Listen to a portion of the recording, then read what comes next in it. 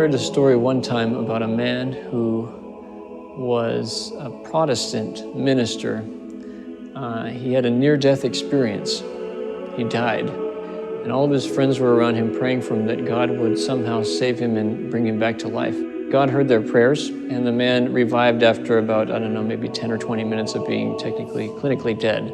He said that in the other world he heard this amazing music, and he said he'd never heard anything like it before. He said he could never quite put his finger on what it was, and then he went to visit an Orthodox church, and he said that that was it.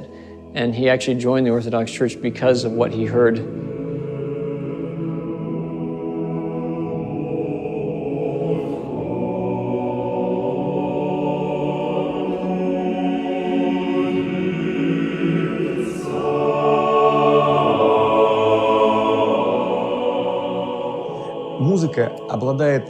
Music has certain remarkable qualities which even the spoken word does not possess.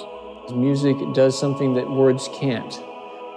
It goes to the deepest point of who we are, the center of our person.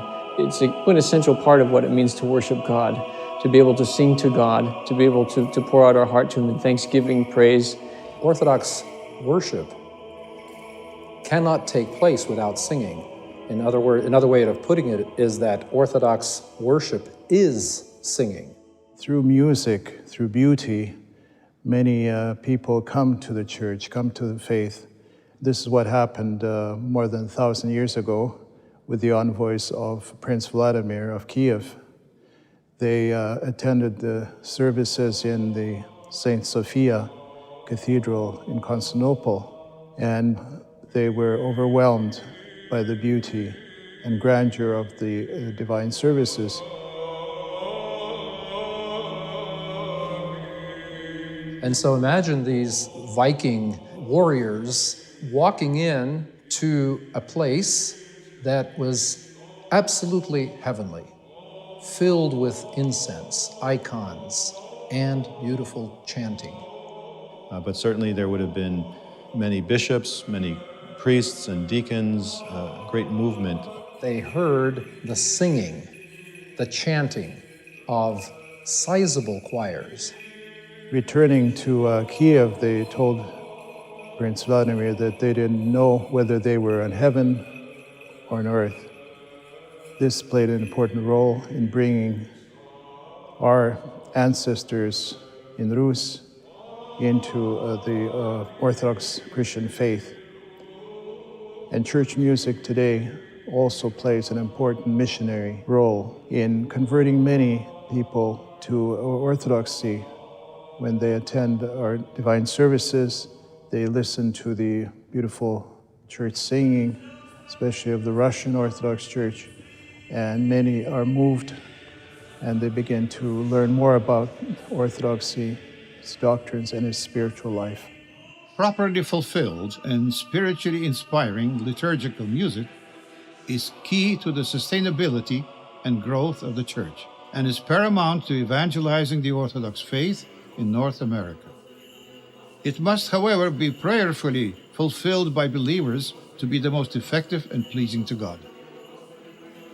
Well over 125,000 people regularly attend the nearly 1,000 churches of the Russian Church, the Church abroad, and the Orthodox Church in America. With such a large number of parishes having roots in Russian choral tradition, who is training the next generation of conductors and singers in North America? The emigres who came to this country or who left their homeland, they had education, they had training that they had received in Russia. But it was very difficult to continue that tradition of training in the emigration. Anyone who was willing to learn and try with these particular people were able to really develop a lot and learn a lot and ultimately be part of a choir that continued a very important spiritual and artistic tradition. And PaTRAM is trying to do just that again. As these people have begun leaving this mortal coil, so their school has begun to be extinguished. It has already been extinguished to such a degree that it must be fanned as you would a small flame to make it brighter. We must once more apply our efforts to the future guardians of this tradition so that its flame might not go out entirely. We send our priests to train in seminaries to become clergymen. We need an institution such as PaTRAM to train choir directors and singers and specialists in church music. Oftentimes when I go to parishes, I'm told we have 3 or 4 people who can sing fairly well, but no one really wants to take the lead. There's a lack of appreciation for proper Orthodox liturgical worship. There's a lack of appreciation for what it means to be a good choir that really understands the depth of our tradition and how to convey it to other people. We have many talented people in the church in North America, but there's also a need for, in a sense, a disciplined and consistent approach to the liturgical arts.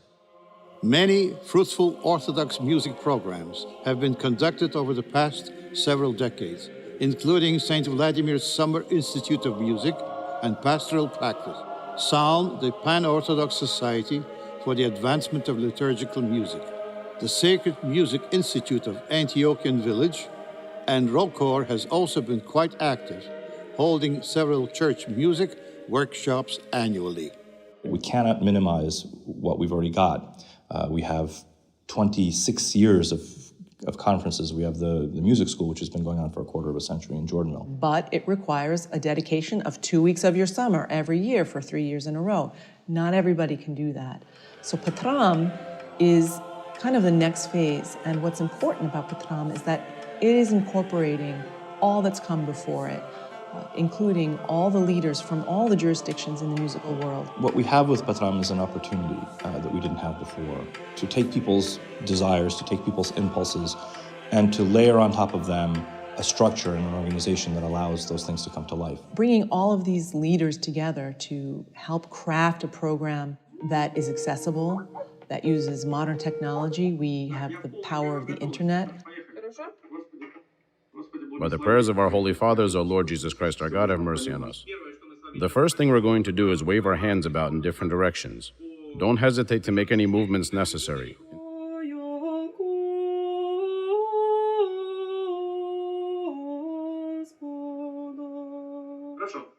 Good. Your right hand moves well, more or less. Now let's see what your left hand can do. Too early. Now try to combine hands. Watch me.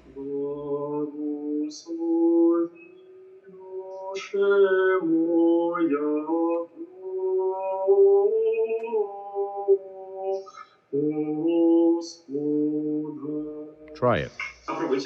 So not everything has to happen in a classroom or a purely didactic type of environment. We really want PaTRAM to be somewhat a virtual institute. If you rehearse your whole repertoire like this, going through each verse and checking the notes, then I can assure you that your technique will improve. Who is this attractive to? PaTRAM is attractive to the regular person, so to speak, right? People that are holding down jobs. It's not just for the people who were born with perfect pitch or the people who already have some kind of an education. It is very accessible, and there are many levels. PaTRAM is addressing that in terms of its structure. So this has to be practical for people. And so a program like this will offer, I think, incredible opportunities for those who love the life of the church and the hymnography to begin to live into that in a very real way. As both a teaching and virtual institute, PaTRAM will offer progressive programs at every level of church musical development in both English and Slavonic. These programs do not require the student to have a musical education because the intent is to take capable candidates with reasonable pitch and teach them to sing or conduct. Those who already have musical training can further their education through the master's program. To ensure that PaTRAM continues to build on the work that has been done by music educators in the past, representatives of every seminary and music program in roll call and the OCA are actively participating in the Institute. With the revival of the church in Russia over the past 2 decades, many new and exciting musical training programs are now being offered for church musicians in Russia. One of the more successful programs exists in the Holy Trinity St. Sergius Lavras Representation Church in Moscow, under the direction of Vladimir Gorbik. In 2013, the PaTRAM Institute partnered with Gorbik to form a similar training program in North America that would focus on the development of prayerful singing through professionalism. Vladimir Gorbik, I think, is right now the foremost Orthodox conductor in the world, in my opinion. The beauty of the singing that we heard by Maestro Gorbik and his choir is precisely that it is both professional and prayerful. Oftentimes, we may have the idea that the two cannot coexist. I think that's also the beauty of our Orthodox faith, that we ask for perfection. At the same time, it's done prayerfully, so that the prayer transfigures the professionalism, so it's no longer just a technical product that's being produced. I think what Gorbik brings with him is an incredible pedigree, and that pedigree comes from the Holy Trinity St. Sergius Monastery, Lavra, which is very well known in Russia and throughout the world for some of the very best singing.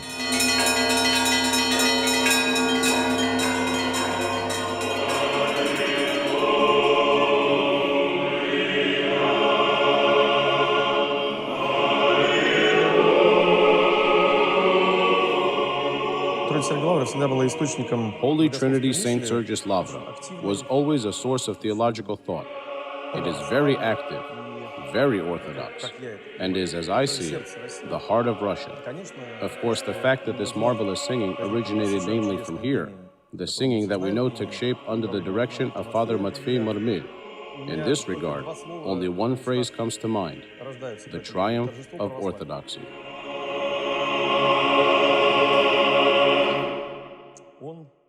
He demanded of his singers a combination of professionalism and spirituality. And it is namely because of this that you get a completely stunning effect.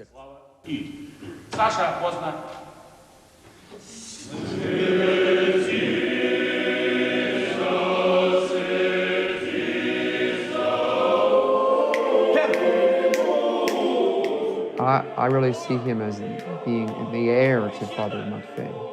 In some way, he is trying to bring that same spirit into music right now. I think there's a big difference where you look at a monastery, for example, and you have monks that are singing. There's an obvious prayerful connection to what they're doing. It's their entire life. And so I think what we're trying to do, and this is where I believe Volodya Gorbik really gets it, is try to elevate us relative to our singing, because ultimately we're after one thing: the most prayerfully executed music. In 2013, the PaTRAM Institute launched the Patriarch Tikhon Choir as a means of demonstrating the potential of high-level prayerful music sung by Orthodox believers.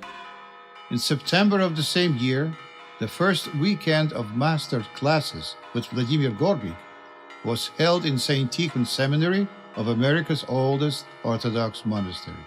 Singers went through 3 days of services and intense rehearsals, fully immersing themselves in Gorbik's very unique style of conducting in preparation for the world premiere of the Patriarch Tikhon Choir. The caboose gives no thought to where he is going. The engine takes him there. You need to ignore entirely the tone of my voice, my angry eyebrows, my threatening face. You must simply, figuratively speaking, blindly do what I say. He is an absolute perfectionist. He's a terror. I'm pretty much your typical American and didn't know what to expect with Russia. Ну кто там сы опять говорит не вовремя? Okay, who put the C in Оттуда the же. wrong place? Was completely taken aback when he singled me out the first day for two main things: that I was singing too loudly. Я все время слышу одного. I am constantly hearing one or two sopranos. You must humble yourself. Until I will have to ask you to keep quiet while we are singing. And that I was swaying in my seat to the music. Don't wag your heads at me like that. God forbid you start wagging your heads on stage. And he just did not want any of that. What is this? That is how you should take the high notes. It's intense, but I think you also have to really focus on what's going on, because when he breaks, he goes into very long explanations. Кто-нибудь из сидящих умеет взять вот эту ноту? Does anyone sitting here know how to take this note? Does anyone sitting here know? I think that anyone who takes this note is like a miracle. And I want everyone to hear this miracle. Last chord. Listen.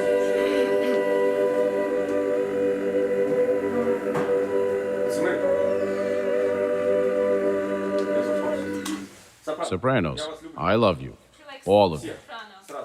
But I don't want to hear you at all. Есть такое неправильное понимание духовности, неправильное понимание — это когда человек повышает There is голос. this incorrect understanding of spirituality, this incorrect understanding that when a person raises his voice and speaks with emotion to someone else, those around him start to think that he is being mean or unkind. This is not an orthodox approach to the matter. The person who speaks angrily to others does this primarily because he wants the people with whom he is speaking, whom he is calling to more proper singing, to fulfill their duty in a holy manner. He knows what he wants. He knows how he's going to get it. He's not going to ask you. And in many ways, as serious as he is, I mean, to me, he's pretty comical because he's always putting forward, I think, some brilliant analogies. Ну представьте себе, вы хотите позавтракать. Imagine you want to have breakfast. Отрезаете себе колбасу. And you're cutting kielbasa. Вы уже отрезали. You made the cut. А этот кусок маленький думает, And падать he's ему или нет. thinking, should it fall over or not? На ваш Should it fall on you? Он думает, Your он думает. sandwich. He's thinking. Ему интересно. Он He's curious. It's interesting. Honestly, I thought, oh my, I don't think I'm going to make it through these next 5 days. I thought, I'm going to need confession every day. Oh man, I hope we don't mess up again, because then he's going to go on into a longer explanation. So whatever his method is, it really makes you sit and focus about what's coming up next and do it right the next time. As soon as somebody leaves, it's aha. You get these aha moments to say, you know, I didn't even realize that this is how much better I could be singing. And that's what we want. It's a progressive process. Doesn't matter your skill level. He helps you to want to offer everything that you have at that time, but you get so much out of it. And this is a very challenging program, to be able to do this and to come together for the glory of the church and as musical evangelists. So absolutely, it's worth it. We witnessed the charismatic, modest, witty, and by all standards, a dynamic maestro take a sacred choral piece through a formative process, from birth through meticulous nurturing to a masterful realization. But at the same time, there was also something very unusual and beautiful in this learning process, primarily from a spiritual perspective. At the very first rehearsal, Maestro Gorbik asked for the singer's attention and very seriously told them that he does not expect them to just diligently sing the music, but to pray while performing the sacred text.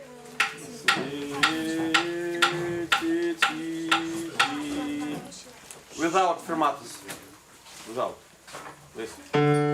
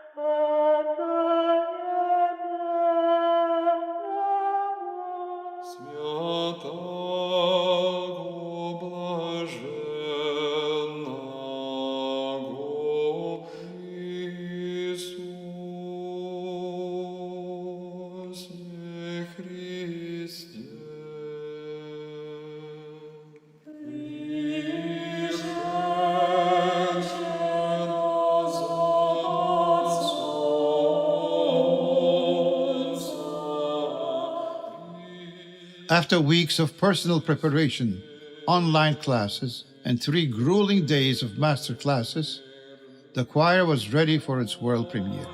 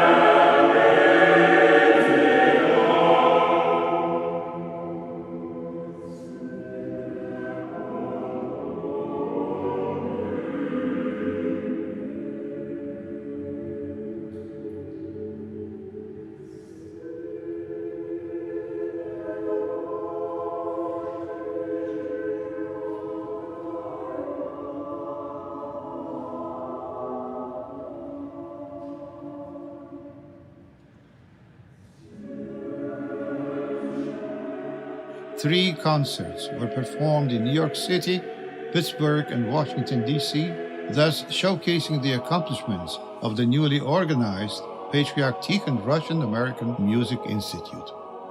I thought there were angels singing. I had no idea what I had been missing, and it was an incredible experience. Any professional can sing Orthodox chant, but when someone who is faithful to the church, is a member of the church and participates in the sacraments, it comes across in their singing. Everyone should hear the Patriarch Tikhon choir.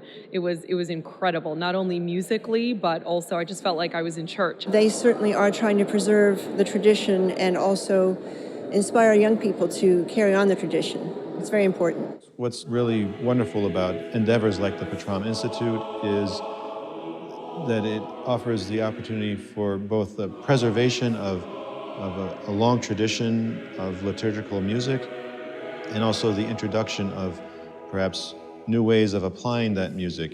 You know, everybody always says, boy, if we only had this, or if we only could do this. You wish for some other set of circumstances to be in place before you actually buckle down and do something.